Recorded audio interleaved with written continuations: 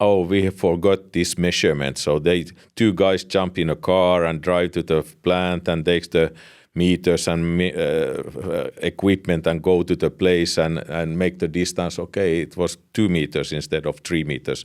And then they drive back to the office and start working. So they scan everything so that you don't need to visit the facility to take some measurements for the design purposes. So it is purely to save the time as well. Welcome to the Cadmatic podcast with data-driven engineering, where we explore how data and digitalization are transforming the world of engineering.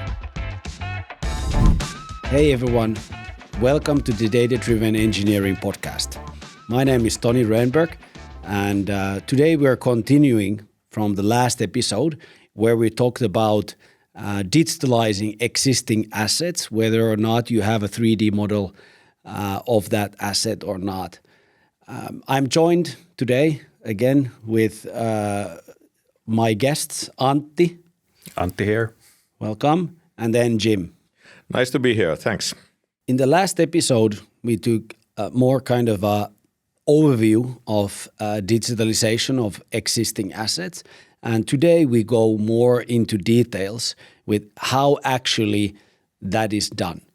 So let's start with looking at the first part of the process. Well, usually when we start a project, we will determine if there is a coordinate system or a part of the site is already a 3D model. So we will find the origin and how to join that coordinate system so that when we scan, our scans will be in the same space, in the same coordinate system. And doing the laser scan, we aim to be as little of a disruption to the operation of the plant. So maybe if there is a planned shutdown, then we'll do the scanning during that shutdown. And otherwise, doing a laser scan is staying out of the way mostly. So we will do the scan if a large area takes multiple days, but even fairly large spaces can be scanned in hours or a couple of days. Right. So while these assets have their maintenance operations or their planned shutdown, then you would go in and that would be your period where you can do much of the laser scanning. Right. How much, how long does it usually take if you would, let's say there's a sizable part of the asset that would need to be scanned with multiple different devices and people, but how long would you say that it normally takes? Well, we have a couple different techniques for scanning. So we have a rapid mobile scanning where we can capture point cloud and 360 photos. We can capture around tens of thousands of square meters in 2 days maybe. And then there's the terrestrial laser scanning. So we move the scanner on a tripod, and that it just depends on how accurately from every angle we want to capture the location. So we can we talk about scanning locations. So we can take around 100 or 200 locations per day with a single scanner. So we're talking about multiple rooms, multiple floors in one day. Right. And then you take that back to your offices and there's some work done afterwards, or yes, that's all it takes? Performing the scan, we are capturing data, and at our office it's usually a little bit of cleanup, maybe removing some people or machinery that we don't want to be in the final point cloud. But it's registering the captured data to the coordinate system and just checking that everything is high quality. So that's just the post-processing, and then exporting the data and delivering it to the customer. or the design team. Right. So so then this takes, you know, what you said, a couple of days here, and then the back office work. Then there's a model ready that is then going to be taken into a digital twin platform. Jim, what happens next? You are expert from Cadmatic regarding digital twins.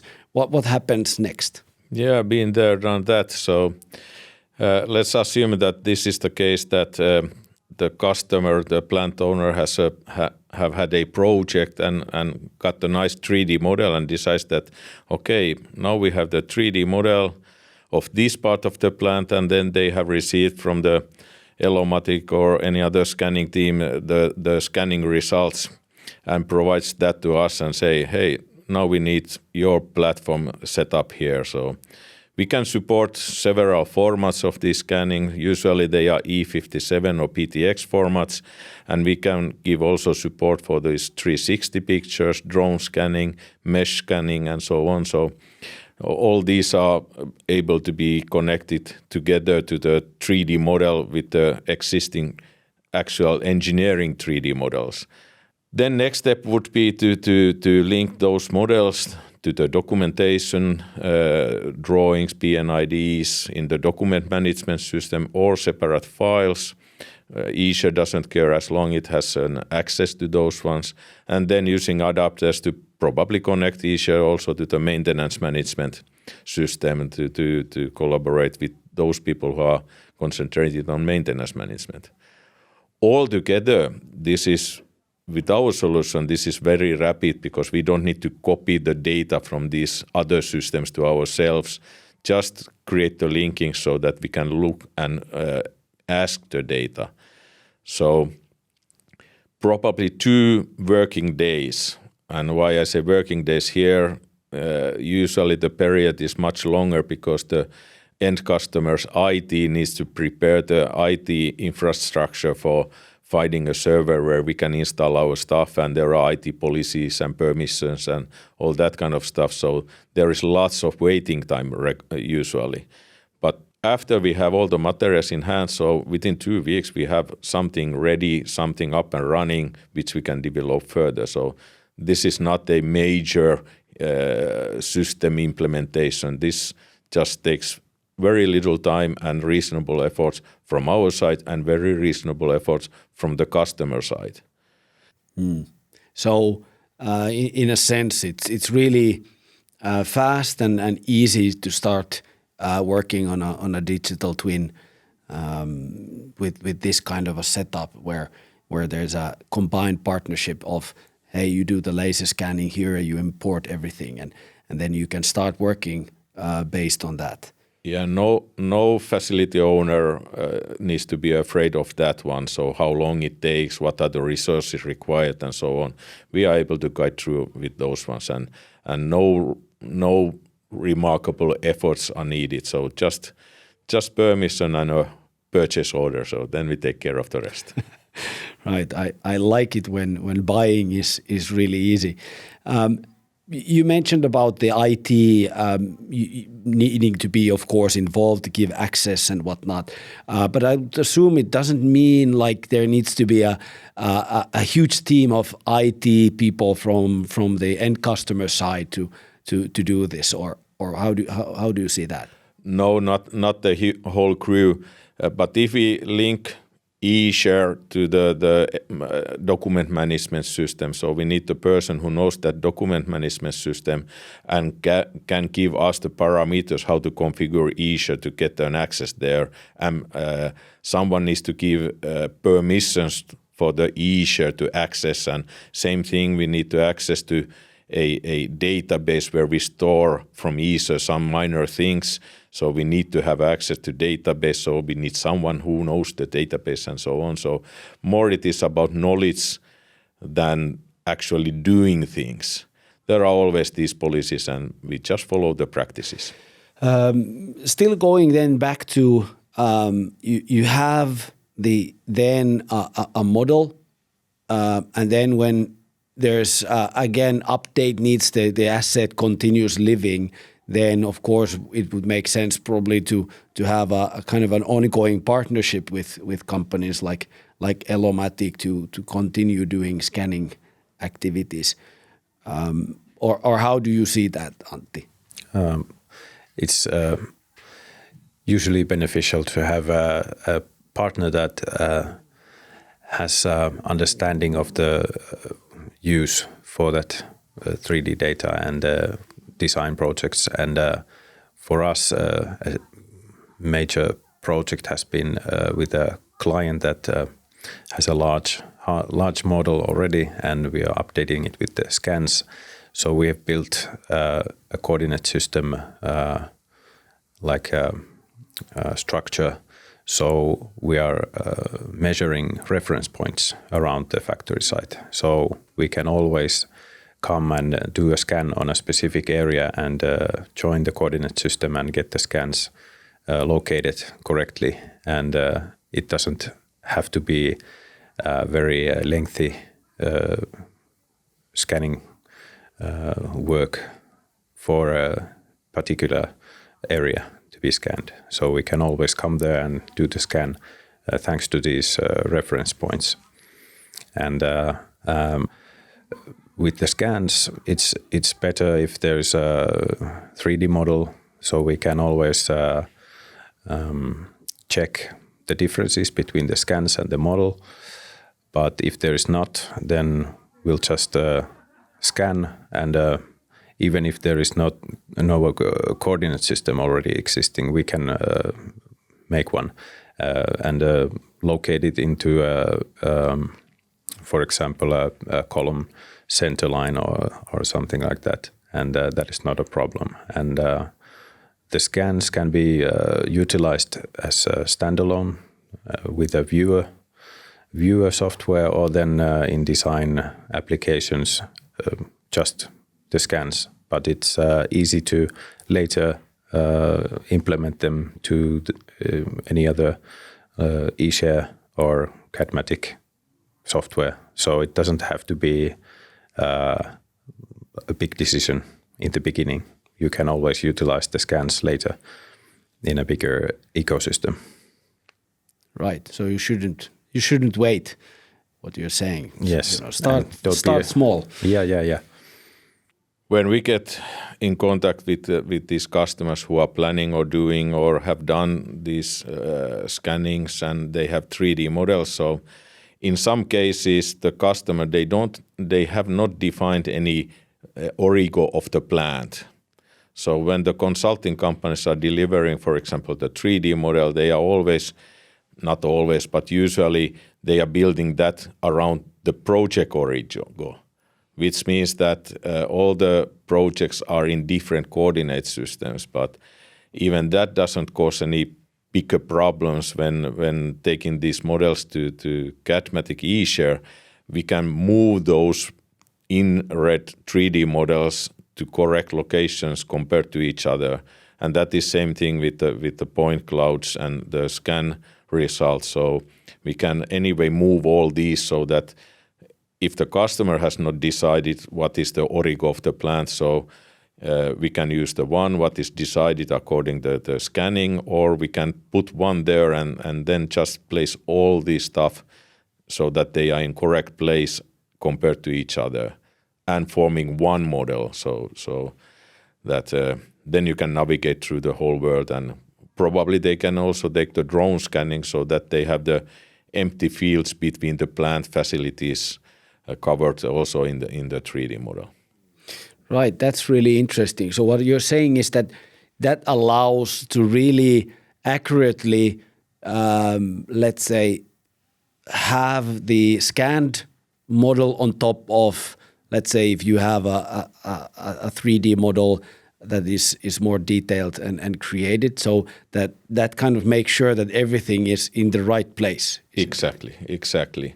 And besides that, so if you want to be sure, and if you have a 2D layout drawing of the plant in DWG format, for example, so we can import that layout drawing to one level in the 3D model, so that if you take a helicopter view, you can see those parts what you have modeled and scans on the layout so that they are correct place according to drawing as well. So there are plenty of ways to mix the existing materials to be the visual 3D model of the plant. Right. So and then you can kind of switch the different views. You can go to the 2D view of the PNID or whatever you have, and then you can switch on the 3D. Yeah, there was an example that customer had only PNIDs, no 3D model, and they had no intention to create a 3D model. So I took the PNID as a 3D model, the flat PNID, and then I linked that one to the other documentation and so on, putting the smart points on the tanks and pumps and so on. So there are many ways to take the benefit of the existing materials, and especially our eShare, our platform is made in such a way that it is compatible for the most of the different formats and databases and materials from different systems, because we would not be able to be so successful with that solution if we would support only our own formats. So most of our customers within eShare, they have nothing to do with our own 3D solutions or anything like that. So we support the other solutions there. So eShare is not in principle replacing anything, but can melt inside, combine close to everything. Yeah, I would say that that's probably a really good benefit and value to these customers, some of which might have models in different formats of the same asset.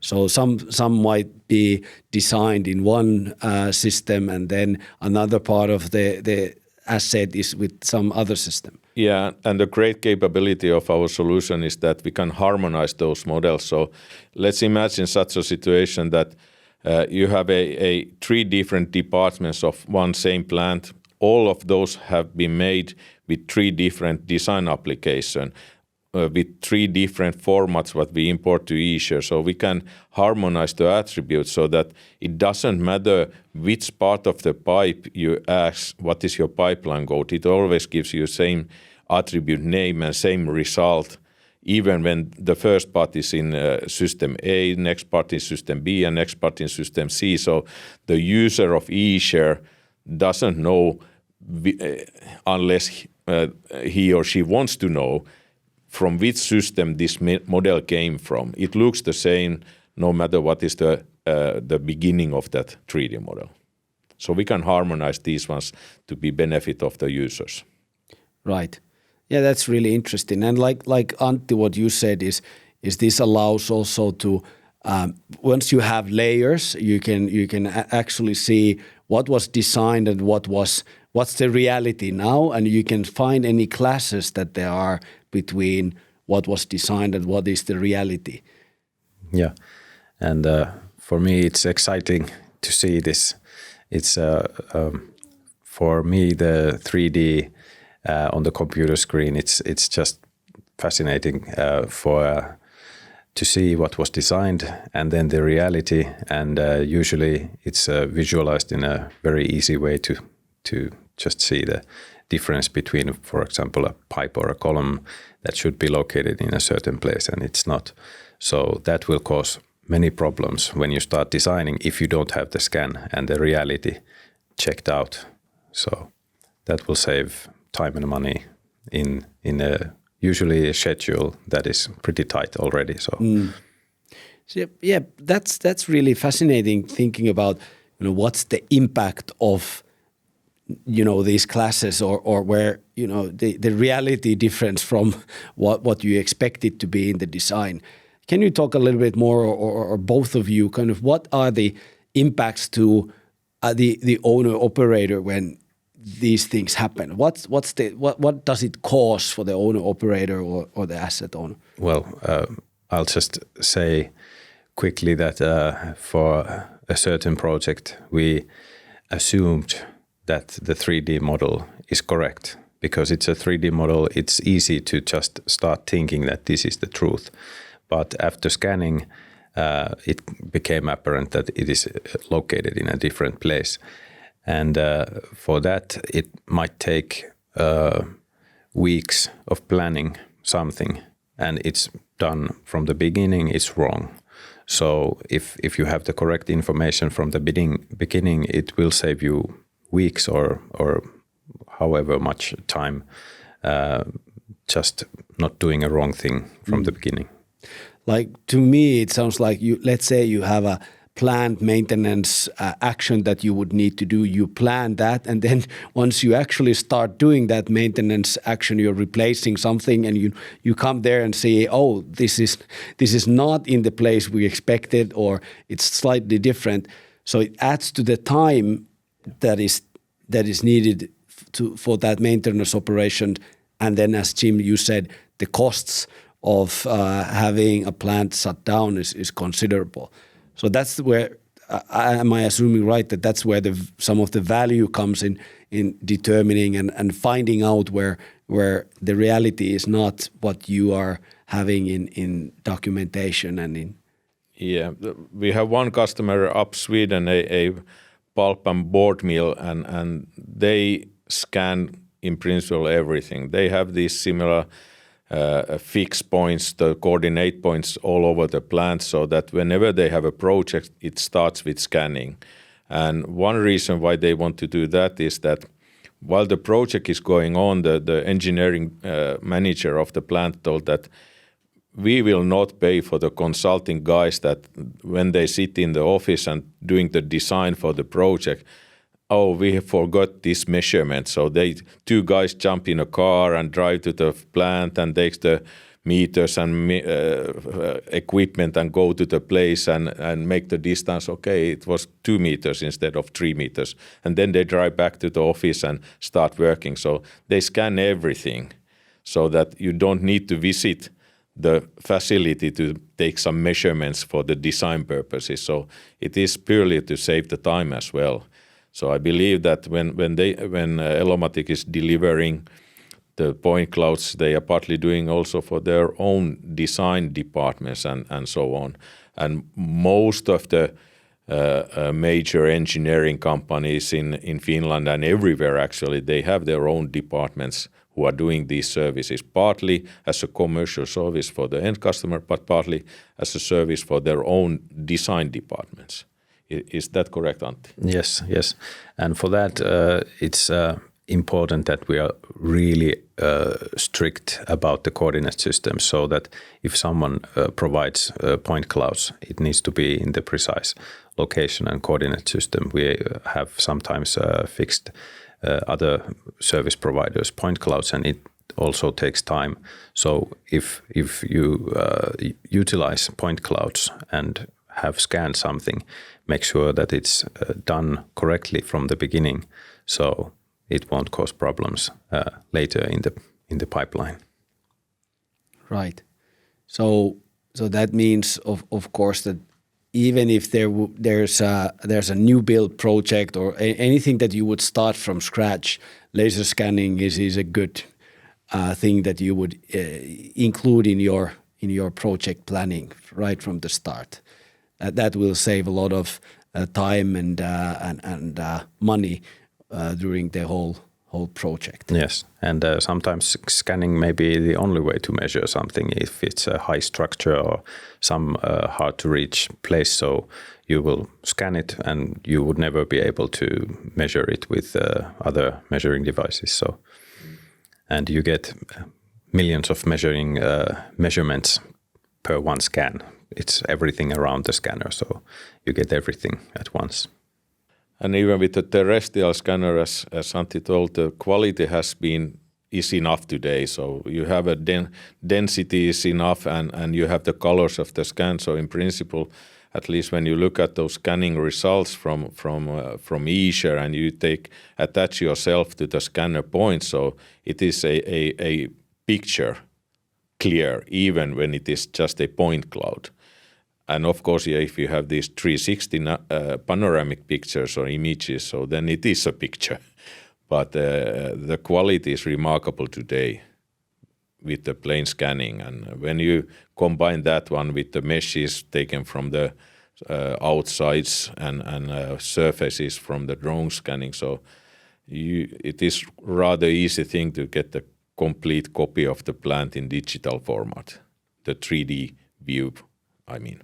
Yes, we're talking about 2 to 6 millimeter accuracy of an entire factory of the point clouds. And if taking a drone survey or a drone model, we're talking about square kilometers, maybe 1 or 2 square kilometers, and the accuracy is maybe centimeters, 10 centimeters. So in that scale, the error is really tiny. You mentioned also that you are even going into smaller like detailed scanning things where it's not like a huge part of the asset, but more kind of detailed. Is that the same kind of device that is used in these really small details? Or yeah, for the component level scanning, we use a handheld laser scanner, so we can go down to 0.05 millimeters in the accuracy. Usually when we also model the part based on the scan, we are talking about 0.1 millimeter accuracy. And this one plant, we have done all of these scans in that factory area. So we have flown a drone, then done some terrestrial scanning, and then one equipment provider wanted to scan their installation location with a precise scanner, so we did that also. Right. How does that then work in the digital twin software, where you have this kind of layered and point clouds and everything? It's really interesting to how does it really work? Well, when we import these different formats of the scanning results, you can activate which one of them or all of them together with the 3D model or not, to be optimized to view what you want to see, what you want to understand from the model. So, and if the coordination is done right way, so they are exactly on top of each other. In one case, the customer told that now we have this 3D model and we have these scan results. They are both in the same coordinates, but when we read those ones in and compared, so there was something like +2 meters difference in distance and 7 degrees angle change between the 3D model and the scan result. So, but then we just moved them to match each other, so that I don't know if the actual coordinates are millimeter right, because we didn't know is the 3D model right or the scan result right, but now they are matching each other, so you can see the 3D model and the point clouds on top of each other in correct way, and they were happy about that one. But otherwise, so there is no strange things here. We just import the models and use those one. And what is great thing in our platform, so when we read these end results, the point clouds like in format E57 or PTX, so we have capability to shrink down the size of these real results to a fractal of the original ones. And this means that the point clouds used by eShare user, they are stored in the network server. And you load them online actually when you need those ones. So all users have access to all point clouds if they have permission for that one. But all users can see the point clouds, so you don't need to have that 2 terabyte hard drive outside your workstation, and then you need to go for a long lunch before they are usable in your laptop. For eShare, they are as rapidly usable as the actual 3D models. And that has been very big thing for the end customers to have access to them, and they are always the latest ones. Right. And you mentioned that it's also cloud, so you can access that depending on how the customer wants to set up the system, of course. But yeah, so you don't need to adjust your IT policies because of using eShare, so it is vice versa. So eShare will be adjusted according your or company IT policies where these kind of solutions are to be installed. So some customers say that nothing of our plant is outside our firewall, so everything is on premises. We support fully that. So I have my own Azure server in my laptop for demonstration purposes. That's the other end. In other end, so customers want to have everything in cloud and they don't want to even touch that, only use it. And then we provide those ones in SaaS services. So on behalf of the customer, we do all the configurations, administrations, create the integrations and maintain the system, versions, backups, everything like that. So if that is in the other end.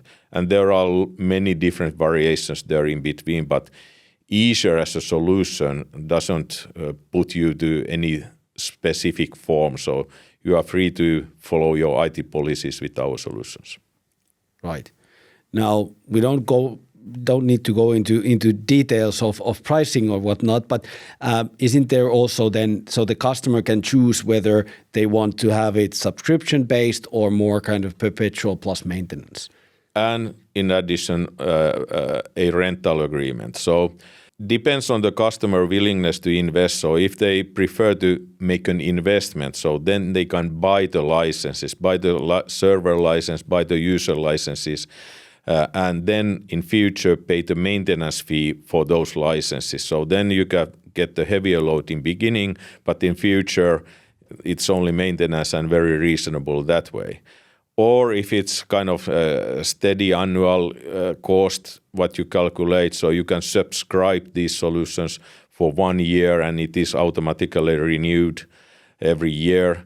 There's a price for that one. Or maybe some kind of combination. So if you have a status quo, everything is as usual, business as usual, so you have a certain amount of users, and then you get a big project at your plant and you need for a couple of months more users, so then you can rent the licenses, the user licenses per month, as many as you want each month and so on. So and how about then, your scanning services? So is that kind of a per project basis that you kind of agree on with the client, or what kind of agreements do you have?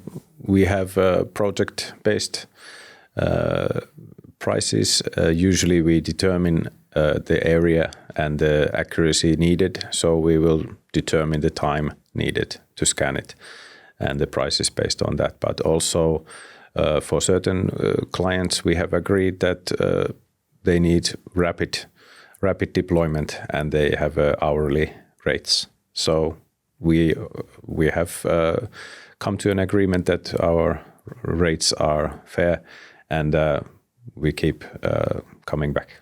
Right. So. Right. So, again, it's about serving the customer needs and being flexible. Yes. To what the customer wants. So we have had situations that the customer calls one day at after office hours, and we are on the site the next day. Right. That must make your customers really happy. Is that the case? Usually, if they're not very unhappy about their situation, that they need such a short notice, so maybe they have some issue there. So, but for our services, they're usually happy. Yes. Yeah, and for us it is important that here the cooperation with Elomatic has been great, so they also know our solution, the Azure. So if the customer wants something more than just a scanning result, so they know that, okay, if you want a set up this digital twin and so on and use it for other purposes than just a viewer, so they can recommend Azure solution. So we have other examples of the other companies who are doing the same, so that when they talk about with their end customer about digitalization services, they can recommend Azure for this end customer without us knowing that one. And if they find a case, so then we cooperate with the case. So that's very important. And I feel that is a great trust for us and our solutions if someone can recommend our solution for their customers. So I think that is a great thing for them to do. And we are humbled that if we have earned that kind of trust for our partners and friends. Right. And that, of course, means that wherever that asset might be, we would be able to, of course, serve that customer. Of course, then whether the laser scanning partnership is with Elomatic or any other company, of course, that's kind of one thing that we can still support the customers with. Yeah, even when Elomatic is capable and Antti is running like hell around the world, so they are not able to do all the scannings in the world. So we need to have a also similar relationship with other service providers. And is it the scanning or other type of the services related to digitalization? Is it the maintenance management solutions or whatever? So we are happy to cooperate and provide full support for the partners, but also the end customers. Any final thoughts that you would have for people or companies who are thinking of digitalizing their existing assets? Antti, let's start with you. Well, there's no better time than right now. The scanners and the methods of capturing the assets are so good right now. And the amount of data and the quality of data is so good that even if you use it for a particular project right now, you're able to, in the future, get everything that was captured and use it in a very significant way. And now that AI is trending in everything, I'm sure that there will be applications where AI will recognize shapes and tags and information and do analyses that were not part of the project where the scan was performed. So you're able to capture data that can be used in many things. So I'm excited for the customer and for myself about the future. Excellent. Great. Okay, Jim. The very first sentence from Antti, I fully agree. So the best day to start in the digitalization was yesterday. The next best day is today. So just call me, contact me or my colleagues and we help you. This is not difficult to set up. This is not time consuming to set up. This is not expensive. It costs money, but compared to benefits and value we can provide, it's a fractal. Thank you. Thank you both. Thanks everybody who joined us today. I would welcome everybody to follow and subscribe to the channel and listen to the future episodes that we are bringing in the Data Driven Engineering podcast.